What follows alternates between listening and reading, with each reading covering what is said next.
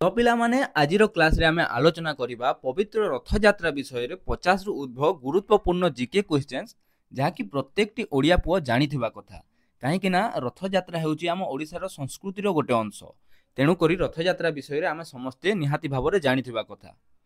तो मु अनुरोध करिबि जे एही वीडियो को आपण अधिक रु अधिक शेयर करंतु एवं वीडियोटी भलो लागिले निश्चित भाबरे गोटे लाइक करंतु ए जाय जदि चैनल को सब्सक्राइब करिनाहांती ताहले सब्सक्राइब करंतु। एवं पिलामाने जे जो प्रश्नर उत्तर जानिथिबे निश्चित भाबरे कमेंट रे प्रश्न नंबर एवं उत्तरर ऑप्शन देकी कमेंट करंतु ओ मु जदि किछि भूल करदेबि ताहले मध्ये आपण कमेंट रे निश्चित भाबरे जणांतु। चलंतु डेरी न करी वीडियोटी को आरंभ करिवा। तो देखंतु हमर प्रथम प्रश्न रहिछि महाप्रभु श्री जगन्नाथक रथर नाम कोन? ऑप्शन अछि नंदीघोष, गरुड़ध्वज, कपिलध्वज ना उपरोक्त समस्त। एवं आपनकर सठिक उत्तर हेउछि उपरोक्त समस्त। महाप्रभु श्री जगन्नाथक रथर नाम हेउछि नंदीघोष किंतु ताकू गरुड़ध्वज बा कपिलध्वज मध्य कुहा जाए। तापर देखंतु परवर्ती प्रश्न सुभद्रांक रथर नाम कोन? ऑप्शन अछि देवदलन, दर्पदलन, पद्मध्वज एवं उपरोक्त समस्त। तो आपनकर सठिक उत्तर हे जिवो उपरोक्त समस्त। तापर देखंतु परवर्ती प्रश्न बलभद्रंक रथर नाम कोन?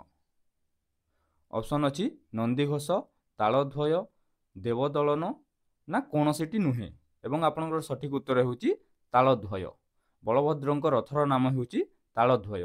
तापर देखंतु परवर्ती प्रश्न नंदीघोष रथर सारथींक नाम कोन? ऑप्शन अछि अर्जुन, केशव, दारुक एवं मातली एवं आपनकर सठिक उत्तर हेउछि ऑप्शन नंबर सी दारुक। तापर देखंतु परवर्ती प्रश्न सुभद्रांक रथर सारथींक नाम कोन? ऑप्शन अछि दारुक, अर्जुन, केशव ना मकरध्वज एवं आपनकर सठिक उत्तर हेउछि option number B Arjun. Taladhwaja रथर सारथींक नाम कोन? ऑप्शन अछि मातली, चंडका, अर्जुन ना धर्मंजय एवं आपनकर सठिक उत्तर हेउछि ऑप्शन ए मातली। पिला माने एटा माताली नुह मातली। ओके तो चलंतु परवर्ती प्रश्न नंदीघोष रथर उच्चता केते? ऑप्शन अछि 44 foot 6 inch, 45 foot, 45 foot 6 inch ना कोनोसीटी नुहे एवं आपनकर सठिक उत्तर हेउछि option number C 45 foot 6 inch. तापर देखंतु परवर्ती प्रश्न देवदलन रथर उच्चता केते? ना एटा काहांकर रथ ना सुभद्रांक रथ। सुभद्रांक रथर उच्चता केते? ना ऑप्शन अछि 44 foot 6 inch, 45 foot, 45 foot 6 inch ना कोनोसीटी नुहे एवं आपनकर सठिक उत्तर हेउछि option number A 44 foot 6 inch. तापर देखंतु परवर्ती प्रश्न तालध्वज रथर उच्चता केते बा बलभद्र प्रभुंक रथर उच्चता केते? ना ऑप्शन अछि 44.6 inch, 44 foot 6 inch, 45 foot, 45 foot 6 inch ना कोनोसीटी नुहे एवं आपनकर सठिक उत्तर हेउछि ऑप्शन नंबर बी 45 फुट। तापर देखंतु परवर्ती प्रश्न नंदीघोष रथर केतोटी चक लागि थाए बा नंदीघोष रथरे केतोटी चक लागि थाए? ऑप्शन अछि 14टी, 16टी, 18टी ना 20टी एवं आपनकर सठिक उत्तर हेउछि ऑप्शन नंबर बी 16टी। देखंतु 16 गोटी चक्र नाम कोन रहिछि ना विष्णु सिद्ध, विभूति, अणिमा, प्रज्ञा, धी, ज्ञान, प्रेम, आसक्त, रति, केली, सत्य, सुस्वस्ति, जागृति, तुरीय, आम और निर्वाण। तापर देखंतु परवर्ती प्रश्न दर्पदलन रथरे केतोटी चक लागि थाए? ऑप्शन अछि 12टी, 14टी, 16टी ना 18टी एवं आपनकर सठिक उत्तर हेउछि ऑप्शन नंबर ए 12टी। तापर देखंतु परवर्ती प्रश्न तालध्वज रथरे केतोटी चक लागि थाए? ऑप्शन अछि 10टी, 12टी, 14टी ना 16टी एवं आपनकर सठिक उत्तर हेउछि ऑप्शन नंबर सी 14टी। जगन्नाथଙ୍କ रथरे बा नंदीघोष रथरे 16टी एवं तालध्वज रथरे 14टी और आपनकर सुभद्राଙ୍କ रथरे केतोटी लागि थाए ना देखंतु एटी 12टी लागि थाए हला। तापर देखंतु नंदीघोष रथर चकर उच्चता केते? Option A 5 foot, option B 5 foot 6 inch, option C 6 foot एवं ऑप्शन डी 6 फुट 6 इंच एवं आपनकर सठिक उत्तर हेउछि ऑप्शन नंबर सी 6 फुट। तापर देखंतु तालध्वज रथर चकर उच्चता केते? Option A 5 foot, option B 5 foot 6 inch, option C 6 foot, option D 6 foot 6 inch एवं आपनकर सठिक उत्तर होची option number D 6 foot 6 inch. तापर देखंतु परवर्ती प्रश्न, दर्पदलन रथर चकर उच्चता केते? Option A 5 foot 6 inch, option B 6 foot, option C 6 foot 6 inch, option D 7 foot एवं आपनकर सठिक उत्तर होची ऑप्शन नंबर बी 6 फुट। तापर देखंतु परवर्ती प्रश्न, नंदीघोष रथर रंग कोन? नंदीघोष रथर रंग कोन? ऑप्शन ए नाली और हलदिया, ऑप्शन बी नाली और धला, ऑप्शन बी नील और कमला, ऑप्शन डी कला और नाली एवं आपनकर सठिक उत्तर होची ऑप्शन नंबर ए नाली और हलदिया। नंदीघोष रथर रंग बा प्रभु श्री जगन्नाथ रथर रंग होची नाली और हलदिया। तापर देखंतु तालध्वज रथर रंग कोन? ऑप्शन ए धला और लाल, ऑप्शन बी नाली और हलदिया, ऑप्शन सी नाली और धला एवं ऑप्शन डी नाली और नीली एवं आपनकर सठिक उत्तर होची ऑप्शन नंबर डी नाली और नीली। तापर देखंतु परवर्ती प्रश्न, देवदलन रथर रंग कोन? ऑप्शन ए धला और लाल, ऑप्शन बी नाली और हलदिया, ऑप्शन सी नाली और कला, ऑप्शन डी नाली और नीली एवं आपनकर सठिक उत्तर होची ऑप्शन नंबर सी नाली और कला। तापर देखंतु परवर्ती प्रश्न, नंदीघोष रथर दौड़ीर नाम कोन? बा रथरे जो दौड़ीटा लगी था, जो दौड़ी को टणा हुए से दौड़ीर नाम कोन? Option A Shankhachuda, option B Devadatta, option C रथ दौड़ी, ऑप्शन डी कौनसीटी नुहे एवं आपनकर सठिक उत्तर होची ऑप्शन नंबर ए शंखचूड़ बा प्रभु जगन्नाथ रथरे जो दौड़ी लगी था से दौड़ी को शंखचूड़ कहा जाए। तापर देखंतु परवर्ती प्रश्न, तालध्वज रथर दौड़ीर नाम कोन? Option number A Mahabal, option number B Basuki, option number C Shankhachuda, option number D Devadatta एवं आपनकर सठिक उत्तर होची ऑप्शन नंबर बी बासुकी। तापर देखंतु परवर्ती प्रश्न, देवदलन रथर बा दर्पदलन रथर दौड़ीर नाम कोन? Option A Mahabal, option B Basuki, option C Shankhachuda एवं ऑप्शन डी स्वर्णचूड़ एवं आपनकर सठिक उत्तर होची ऑप्शन नंबर डी स्वर्णचूड़। तापर देखंतु परवर्ती प्रश्न, नंदीघोष रथरे केतोटी और केउ रंगर घोड़ा थांती? ऑप्शन नंबर ए 3टी धला रंगर, ऑप्शन नंबर बी 4टी कला रंगर, ऑप्शन नंबर सी 4टी धला रंगर ना ऑप्शन नंबर डी 6टी धला रंगर एवं आपनकर सठिक उत्तर होची ऑप्शन नंबर सी 4टी धला रंगर घोड़ा थांती एवं से घोड़ांकर नाम कोन कोन ना शंख, श्वेत, बलाहक और हरिद्वास। तापर देखंतु परवर्ती प्रश्न, तालध्वज रथरे केतोटी और केउ रंगर घोड़ा थांती? ऑप्शन नंबर ए 4टी कला रंगर, ऑप्शन नंबर बी 4टी धला रंगर, ऑप्शन नंबर सी 6टी कला रंगर एवं ऑप्शन नंबर डी 6टी धला रंगर एवं आपनकर सठिक उत्तर होची ऑप्शन नंबर ए 4टी घोड़ा कला रंगर थांती। तापर देखंतु परवर्ती प्रश्न, नंदीघोष रथर ध्वजा बा पताकार नाम कोन? ऑप्शन नंबर ए नाली पताका, option number B Trilok Mohini, option number C Nadambika एवं ऑप्शन नंबर डी उपरोक्त समस्त एवं आपनकर सठिक उत्तर होची option number B Trilok Mohini. तापर देखंतु परवर्ती प्रश्न, तालध्वज रथर ध्वजा बा पताकार नाम कोन? Option A Unnani, option B Nadambika, option C बड़ पताका, ऑप्शन डी कौनसीटी नुहे एवं आपनकर सठिक उत्तर होची ऑप्शन नंबर ए उन्ननी। तापर देखंतु परवर्ती प्रश्न, देवदलन रथर ध्वजा बा पताकार नाम कोन? Option A Unnani, option B Nadambika, option C Nadambika एवं ऑप्शन डी कौनसीटी नुहे एवं आपनकर सठिक उत्तर होची ऑप्शन नंबर सी नादम्बिका। तापर देखंतु परवर्ती प्रश्न, नंदीघोष रथ निर्माण रे केते खंड काठर व्यवहार होई थाए बा केते खंड काठ लागि थाए? देखंतु ऑप्शन नंबर ए 741 टी, ऑप्शन नंबर बी 742 टी, ऑप्शन नंबर सी 651 टी ना ऑप्शन नंबर डी 755 टी एवं आपनकर सठिक उत्तर होची ऑप्शन नंबर बी 742 खंड काठ। तापर देखंतु परवर्ती प्रश्न, तालध्वज रथ निर्माण रे केते खंड काठर व्यवहार होई थाए?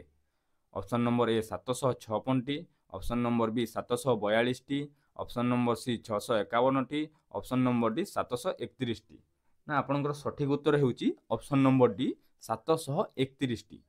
तापर देखंतु परवर्ती प्रश्न, देवदलन रथर निर्माण रे केते खंड काठर व्यवहार होई थाए?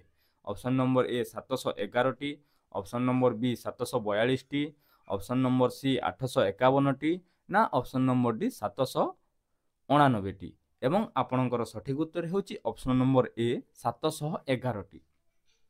ତାପରେ ଦେଖନ୍ତୁ ପରବର୍ତ୍ତୀ ପ୍ରଶ୍ନ, ନିମ୍ନୋକ୍ତ କେଉଁ କାଠରେ ରଥ ତିଆରି କରାଯାଇଥାଏ?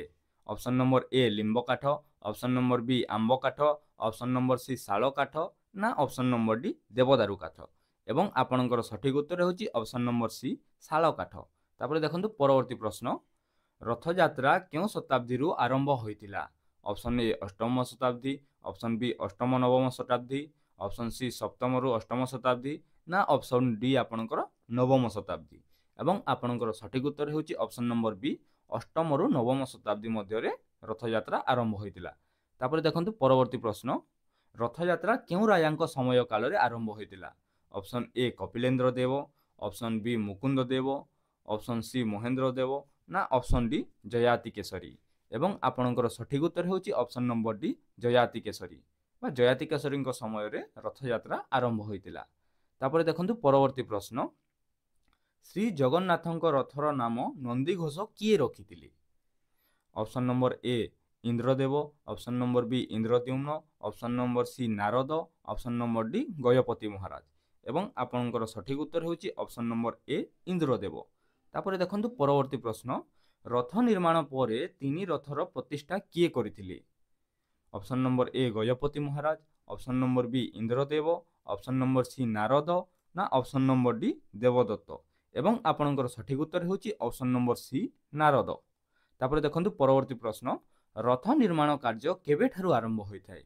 ଅପସନ ନମ୍ବର ଇ ହେରା ପଞ୍ଚମୀ, ଅପସନ ନମ୍ବର ବି Akshaya Tritiya, option number C ଦ୍ୱିତୀୟା ଏବଂ option number D Debasnana Purnima ଏବଂ ଆପଣଙ୍କର ସଠିକ ଉତ୍ତର ହେଉଛି ଅପସନ ନମ୍ବର ବି ଅକ୍ଷୟ ତୃତୀୟା। ତାପରେ ଦେଖନ୍ତୁ ପରବର୍ତ୍ତୀ ପ୍ରଶ୍ନ, ରଥଯାତ୍ରାର ଅନ୍ୟ ନାମ କ'ଣ? Option number A Janmayatra, option number B Niladri Yatra, option number C Bahuda Yatra ନା ଅପସନ ନମ୍ବର ଡି ଘୋଷଯାତ୍ରା ଏବଂ ଆପଣଙ୍କର ସଠିକ ଉତ୍ତର ହେଉଛି ଅପସନ ନମ୍ବର ଡି ଘୋଷଯାତ୍ରା। ତାପରେ ଦେଖନ୍ତୁ ପରବର୍ତ୍ତୀ ପ୍ରଶ୍ନ, ରଥଯାତ୍ରା କେବେ ପାଳନ କରାଯାଏ? ଅପସନ ନମ୍ବର ଏ ଆଷାଢ଼ ଶୁକ୍ଲପକ୍ଷ ଦ୍ୱିତୀୟା ତିଥିରେ, ଅପସନ ନମ୍ବର ବି ଆଷାଢ଼ ଶୁକ୍ଲପକ୍ଷ ଅଷ୍ଟମୀ ତିଥିରେ, ଅପସନ ନମ୍ବର ସି ଆଷାଢ଼ କୃଷ୍ଣପକ୍ଷ ଏକାଦଶୀ ତିଥିରେ ନା ଅପସନ ନମ୍ବର ଡି ଆଷାଢ଼ କୃଷ୍ଣପକ୍ଷ ଦ୍ୱିତୀୟା ତିଥିରେ ଏବଂ ଆପଣଙ୍କର ସଠିକ ଉତ୍ତର ହେଉଛି ଅପସନ ନମ୍ବର ଏ ଆଷାଢ଼ ଶୁକ୍ଲପକ୍ଷ ଦ୍ୱିତୀୟା ତିଥିରେ ରଥଯାତ୍ରା ପାଳନ କରାଯାଇଥାଏ। ପ୍ରଶ୍ନ, କେଉଁ ରାଜାଙ୍କ ସମୟରେ ଛେରା ପହଁରା ନୀତି ଆରମ୍ଭ ହୋଇଥିଲା? Option number A Brahmadatta, option number B Mukunda Dev, option number C Purushottam Dev ନା option number D Kapilendra Dev ଏବଂ ଆପଣଙ୍କର ସଠିକ ଉତ୍ତର ହେଉଛି option number D Kapilendra Dev. ତାପରେ ଦେଖନ୍ତୁ ପରବର୍ତ୍ତୀ ପ୍ରଶ୍ନ, ରଥ ଉପରେ ଛେରା ପହଁରା କିଏ କରନ୍ତି? ଅପସନ ନମ୍ବର ଏ ସେବାୟତ ମାନେ, ଅପସନ ନମ୍ବର ବି Gajapati Maharaj, option number C ପଣ୍ଡିତ ମାନେ ନା ଅପସନ ନମ୍ବର ଡି ଉପରୋକ୍ତ ସମସ୍ତେ ଏବଂ ଆପଣଙ୍କର ସଠିକ ଉତ୍ତର ହେଉଛି ଅପସନ ନମ୍ବର ବି ଗଜପତି ମହାରାଜ। ତାପରେ ଦେଖନ୍ତୁ ପରବର୍ତ୍ତୀ ପ୍ରଶ୍ନ, ଦିଅଁମାନେ କେତେ ଦିନ ପାଇଁ ମାଉସୀ ଘରକୁ ଯାଇଥାନ୍ତି? ଅପସନ ଏ 7 ଦିନ, ଅପସନ ଏ 8 ଦିନ, ଅପସନ ବି ସି 9 ଦିନ ଏବଂ ଅପସନ ଡି ଆପଣଙ୍କର 10 ଦିନ। ତ ଆପଣଙ୍କର ସଠିକ ଉତ୍ତର ହେଉଛି ଅପସନ ନମ୍ବର ସି 9 ଦିନ। ଦିଅଁମାନେ 9 ଦିନ ପାଇଁ ମାଉସୀ ଘରକୁ ଯାଇଥାନ୍ତି। ତାପରେ ଦେଖନ୍ତୁ ପରବର୍ତ୍ତୀ ପ୍ରଶ୍ନ, କେଉଁ ଦିନ ବାହୁଡ଼ା ଯାତ୍ରା ହୋଇଥାଏ? ଅପସନ ଏ ଆଷାଢ଼ ଶୁକ୍ଲପକ୍ଷ ଦଶମୀ ତିଥିରେ, ଅପସନ ବି ଆଷାଢ଼ କୃଷ୍ଣପକ୍ଷ ଏକାଦଶୀ ତିଥିରେ, ଅପସନ ସି ଆଷାଢ଼ ଶୁକ୍ଲପକ୍ଷ ଅଷ୍ଟମୀ ତିଥିରେ ନା ଅପସନ ଡି କୌଣସିଟି ନୁହେଁ ଏବଂ ଆପଣଙ୍କର ସଠିକ ଉତ୍ତର ହେଉଛି ଅପସନ ନମ୍ବର ଏ ଆଷାଢ଼ ଶୁକ୍ଲପକ୍ଷ ଦଶମୀ ତିଥିରେ ବାହୁଡ଼ା ଯାତ୍ରା ହୋଇଥାଏ ବା ଦିଅଁମାନେ ମାଉସୀ ଘରୁ ଶ୍ରୀମନ୍ଦିରକୁ ଫେରିଥାନ୍ତି। ତାପରେ ଦେଖନ୍ତୁ ପରବର୍ତ୍ତୀ ପ୍ରଶ୍ନ, ମହାପ୍ରଭୁ କେଉଁ ଦିନ ସୁନାବେଶ ଧାରଣ କରିଥାନ୍ତି? ଅପସନ ଏ ଘୋଷଯାତ୍ରା ପୂର୍ବ ଦିନ, ଅପସନ ବି ଘୋଷଯାତ୍ରା ପରଦିନ, ଅପସନ ସି ବାହୁଡ଼ା ଦିନ ନା ଅପସନ ଡି ବାହୁଡ଼ା ପରଦିନ ଏବଂ ଆପଣଙ୍କର ସଠିକ ଉତ୍ତର ହେଉଛି ଅପସନ ନମ୍ବର ଡି ବାହୁଡ଼ା ପରଦିନ ବା ଏକାଦଶୀ ଦିନ ମହାପ୍ରଭୁ ସୁନାବେଶ ଧାରଣ କରିଥାନ୍ତି। ତାପରେ ଦେଖନ୍ତୁ ପରବର୍ତ୍ତୀ ପ୍ରଶ୍ନ, ଗଜପତି ମହାରାଜଙ୍କ ଅନୁପସ୍ଥିତିରେ କିଏ ଛେରା ପହଁରା କାର୍ଯ୍ୟ ସମ୍ପନ୍ନ କରିଥାନ୍ତି ବା କୌଣସି କାରଣବଶତଃ ଯଦି ଗଜପତି ମହାରାଜ ଉପସ୍ଥିତ ନାହାନ୍ତି ତାହେଲେ ତାଙ୍କ ବଦଳରେ ଛେରା ପହଁରା କାର୍ଯ୍ୟ କିଏ କରିଥାନ୍ତି? Option number A Gajapati, option number B Mudirasta, option number C ଦଇତାପତି ନା ଅପସନ ନମ୍ବର ଡି କୌଣସିଟି ନୁହେଁ ଏବଂ ଆପଣଙ୍କର ସଠିକ ଉତ୍ତର ହେଉଛି ଅପସନ ନମ୍ବର ବି ମୁଦିରସ୍ତ। ତାପରେ ଦେଖନ୍ତୁ ପରବର୍ତ୍ତୀ ପ୍ରଶ୍ନ, ଶ୍ରୀମନ୍ଦିର ଠାରୁ ଗୁଣ୍ଡିଚା ମନ୍ଦିରର ଦୂରତା କେତେ? ଶ୍ରୀମନ୍ଦିର ଠାରୁ ଗୁଣ୍ଡିଚା ମନ୍ଦିରର ଦୂରତା କେତେ? ଅପସନ୍ ନମ୍ବର ଏ 3 କିଲୋମିଟର, ଅପସନ୍ ନମ୍ବର ବି 4 kilometre, option number C 5 kilometre, ନା ଅପସନ୍ ନମ୍ବର ଡି 2 କିଲୋମିଟର। ଏବଂ ଆପଣଙ୍କର ସଠିକ ଉତ୍ତର ହେଉଛି ଅପସନ୍ ନମ୍ବର ଏ 3 କିଲୋମିଟର। ତାପରେ ଦେଖନ୍ତୁ ପରବର୍ତ୍ତୀ ପ୍ରଶ୍ନ, କେଉଁ ରାଜାଙ୍କ ଶାସନ କାଳରୁ ଶ୍ରୀଜୀଉଙ୍କ ସୁନାବେଶ ପ୍ରଥା ପ୍ରଚଳିତ ହେଉଛି, ବା ଭଗବାନଙ୍କର ଏଇ ଯେଉଁ ସୁନାବେଶ ହେଉଛନ୍ତି ଏକାଦଶୀ ତିଥିରେ ସେହି ପ୍ରଥାଟା ପ୍ରଚଳିତ ହେଉଛି? Option A Narayan Dev, option B Bhim Dev, option C Kapilendra Dev, ନା ଆପଣଙ୍କର ଅପସନ୍ ଡି ମୁକୁନ୍ଦ ଦେବ। ଏବଂ ଆପଣଙ୍କର ସଠିକ ଉତ୍ତର ହେଉଛି option number C Kapilendra Dev. ତାପରେ ଦେଖନ୍ତୁ ପରବର୍ତ୍ତୀ ପ୍ରଶ୍ନ, ନନ୍ଦିଘୋଷ ରଥର ପତାକାରେ କାହାର ଚିହ୍ନ ଥାଏ, ବା କିଏ ରହିଥାନ୍ତି? Option A Daruka, option B Garuda, option C Nandi, option D ଚକ୍ରବାହା।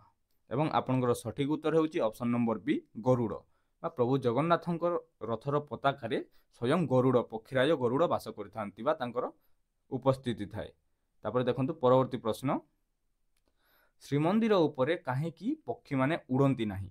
Option A ପବନର ତୀବ୍ର ବେଗ ପାଇଁ, ଅପସନ୍ ବି ବେଶୀ ଉଚ୍ଚ ଥିବାରୁ, ଅପସନ୍ ସି ଚୁମ୍ବକୀୟ ଶକ୍ତି ଯୋଗୁଁ, ନା ଅପସନ୍ ଡି ପକ୍ଷୀରାଜଙ୍କ ଉପସ୍ଥିତି ଯୋଗୁଁ। ଏବଂ ଆପଣଙ୍କର ସଠିକ ଉତ୍ତର ହେଉଛି ଅପସନ୍ ନମ୍ବର ଡି ପକ୍ଷୀରାଜଙ୍କ ଉପସ୍ଥିତି ଯୋଗୁଁ। କାହିଁକି ନା ପ୍ରଭୁ ଶ୍ରୀଜଗନ୍ନାଥଙ୍କ ପତାକାରେ ଗରୁଡ଼ ଉପସ୍ଥିତ ରୁହନ୍ତି। ତାପରେ ଦେଖନ୍ତୁ ପରବର୍ତ୍ତୀ ପ୍ରଶ୍ନ, ଶ୍ରୀମନ୍ଦିରରେ କେତୋଟି ଦ୍ୱାର ରହିଅଛି? ଅପସନ୍ ଏ 5ଟି, ଅପସନ୍ ବି 4ଟି, ଅପସନ୍ ସି 8ଟି, ନା ଅପସନ୍ ଡି 10ଟି। ଏବଂ ଆପଣଙ୍କର ସଠିକ ଉତ୍ତର ହେଉଛି ଅପସନ୍ ନମ୍ବର ବି 4ଟି। ଏବଂ ତାହା କ'ଣ କ'ଣ? ନା ଦେଖନ୍ତୁ ପୂର୍ବ ଦ୍ୱାର ହେଉଛି ଆପଣଙ୍କର ପୂର୍ବ ପଟରେ ଅଛି ସିଂହ ଦ୍ୱାର, ଯାହାକି ଧର୍ମର ପ୍ରତୀକ ଏବଂ ଏହା ମୁଖ୍ୟ ଦ୍ୱାର। ତାପରେ ଦକ୍ଷିଣ ଦ୍ୱାର ହେଉଛି ଅଶ୍ପ ଦ୍ୱାର, ଯାହାକି ଆପଣଙ୍କର ଜ୍ଞାନର ପ୍ରତୀକ। ତାପରେ ଉତ୍ତର ଦ୍ୱାର ହେଉଛି ହସ୍ତି ଦ୍ୱାର, ଯାହାକି ଐଶ୍ୱର୍ଯ୍ୟର ପ୍ରତୀକ। ଏବଂ ପଶ୍ଚିମ ଦ୍ୱାର ହେଉଛି ଆପଣଙ୍କର ବ୍ୟାଘ୍ର ଦ୍ୱାର, ଯାହାକି ବୈରାଗ୍ୟର ପ୍ରତୀକ। ତାପରେ ଦେଖନ୍ତୁ ପରବର୍ତ୍ତୀ ପ୍ରଶ୍ନ, ଶ୍ରୀମନ୍ଦିର ଚତୁଃପାର୍ଶ୍ୱରେ ଘେରି ରହିଥିବା ପ୍ରାଚୀରର ନାମ କ'ଣ? ଅପସନ୍ ଏ ମହାପ୍ରାଚୀର, ଅପସନ୍ ବି ବିଶ୍ୱ ପ୍ରାଚୀର, ଅପସନ୍ ସି ମେଘନାଦ ପ୍ରାଚୀର, ନା ଅପସନ୍ ଡି ପୁରୀ ପ୍ରାଚୀର। ଏବଂ ଆପଣଙ୍କର ସଠିକ ଉତ୍ତର ହେଉଛି ଅପସନ୍ ନମ୍ବର ସି ମେଘନାଦ ପ୍ରାଚୀର। ତାପରେ ଦେଖନ୍ତୁ ପରବର୍ତ୍ତୀ ପ୍ରଶ୍ନ, ଶ୍ରୀମନ୍ଦିର ସମ୍ମୁଖରେ ଦଣ୍ଡାୟମାନ ଅରୁଣ ସ୍ତମ୍ଭ କେଉଁଠାରୁ ଅଣାଯାଇଥିଲା? ବା ଶ୍ରୀମନ୍ଦିର ସମ୍ମୁଖରେ ଯେଉଁ ଅରୁଣ ସ୍ତମ୍ଭଟି ଅଛି ତାହା କେଉଁଠାରୁ ଅଣାଯାଇଥିଲା?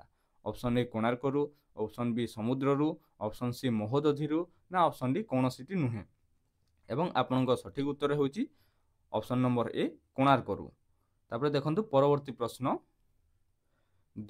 ଦଇତାପତିମାନେ ବିଗ୍ରହମାନଙ୍କୁ ଝୁଲାଇ ଝୁଲାଇ ରଥାରୂଢ଼ କରିବାକୁ କ'ଣ କୁହାଯାଏ? ବା ଯେଉଁ ମନ୍ଦିର ଭିତରୁ ଝୁଲାଇ ଝୁଲାଇ ଦଇତାପତିମାନେ ଆଣନ୍ତି ତାକୁ କ'ଣ କୁହାଯାଏ? ନା ଧାଡ଼ି ପହଣ୍ଡି, ଦୋଳଯାତ୍ରା, ଗୋଟି ପହଣ୍ଡି, ନା ପହଣ୍ଡି ବିଜେ। ଏବଂ ଆପଣଙ୍କ ସଠିକ ଉତ୍ତର ହେଉଛି ଅପସନ୍ ନମ୍ବର ଡି ପହଣ୍ଡି ବିଜେ।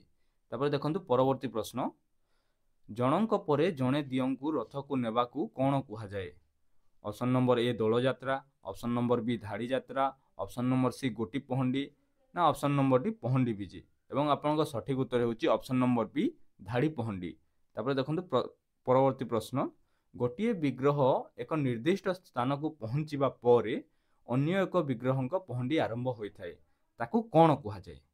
ଗୋଟିଏ ବିଗ୍ରହ ଏକ ନିର୍ଦ୍ଦିଷ୍ଟ ସ୍ଥାନକୁ ପହଞ୍ଚିବା ପରେ ଅନ୍ୟ ଏକ ବିଗ୍ରହଙ୍କ ପହଣ୍ଡି ଆରମ୍ଭ ହୋଇଥାଏ, ତାକୁ କ'ଣ କୁହାଯାଏ? Option A Dolyatra, option B Dhadi Pahandi, option C ଗୋଟି ପହଣ୍ଡି, ଅପସନ୍ ଡି ପହଣ୍ଡି ବିଜେ। ଏବଂ ଆପଣଙ୍କ ସଠିକ ଉତ୍ତର ହେଉଛି ଅପସନ୍ ନମ୍ବର ସି ଗୋଟି ପହଣ୍ଡି।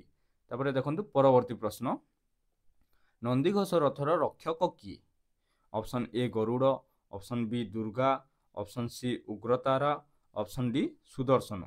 ଏବଂ ଆପଣଙ୍କ ସଠିକ ଉତ୍ତର ହେଉଛି ଅପସନ୍ ନମ୍ବର ଏ ଗରୁଡ଼। ତାପରେ ଦେଖନ୍ତୁ ପରବର୍ତ୍ତୀ ପ୍ରଶ୍ନ, ତାଳଧ୍ୱଜ ରଥର ରକ୍ଷକ କିଏ? Option number A Sudarshan, option number B Durga, option number C Ugratara, option number D Vasudev. ଏବଂ ଆପଣଙ୍କ ସଠିକ ଉତ୍ତର ହେଉଛି ଅପସନ୍ ନମ୍ବର ଡି ବାସୁଦେବ। ତାପରେ ଦେଖନ୍ତୁ ପରବର୍ତ୍ତୀ ପ୍ରଶ୍ନ, ଦର୍ପଦଳନ ରଥର ରକ୍ଷକ କିଏ? Option A Sudarshan, option B Jayadurga, option C ଆପଣଙ୍କର ଉଗ୍ରତାର, ଏବଂ ଅପସନ୍ ଡି ବାସୁଦେବ। ଏବଂ ଆପଣଙ୍କ ସଠିକ ଉତ୍ତର ହେଉଛି ଅପସନ୍ ନମ୍ବର ବି ଜୟଦୁର୍ଗା। ତାପରେ ଦେଖନ୍ତୁ ପରବର୍ତ୍ତୀ ପ୍ରଶ୍ନ, ମହାପ୍ରଭୁ ଶ୍ରୀ ଜଗନ୍ନାଥ କେଉଁ ତତ୍ତ୍ୱର ପ୍ରତୀକ? ଅପସନ୍ ଏ ଆତ୍ମତତ୍ତ୍ୱ, ପିଲାମାନେ ଏଇଟା ଆତ୍ମ ହୋଇଯାଇଛି, ଏଇଟା ଆତ୍ମ ହେଲା, ଆତ୍ମତତ୍ତ୍ୱ, ଅପସନ୍ ବି ପ୍ରଣୟ ତତ୍ତ୍ୱ, ଅପସନ୍ ସି ଶ୍ରୀ ତତ୍ତ୍ୱ, ଏବଂ ଅପସନ୍ ଡି ଶିବ ତତ୍ତ୍ୱ। ଏବଂ ଆପଣଙ୍କ ସଠିକ ଉତ୍ତର ହେଉଛି ଅପସନ୍ ନମ୍ବର ଏ ଆତ୍ମତତ୍ତ୍ୱ। ତାପରେ ଦେଖନ୍ତୁ ପରବର୍ତ୍ତୀ ପ୍ରଶ୍ନ, ମହାପ୍ରଭୁ ବଳରାମ କେଉଁ ତତ୍ତ୍ୱର ପ୍ରତୀକ? ଅପସନ୍ ଏ ଆତ୍ମତତ୍ତ୍ୱ, ଅପସନ୍ ବି ପ୍ରଣୟ ତତ୍ତ୍ୱ, ଅପସନ୍ ସି ଶ୍ରୀ ତତ୍ତ୍ୱ ନା ଅପସନ୍ ଡି ଶିବ ତତ୍ତ୍ୱ। ଏବଂ ଆପଣଙ୍କ ସଠିକ ଉତ୍ତର ହେଉଛି ଅପସନ୍ ନମ୍ବର ଡି ଶିବ ତତ୍ତ୍ୱ।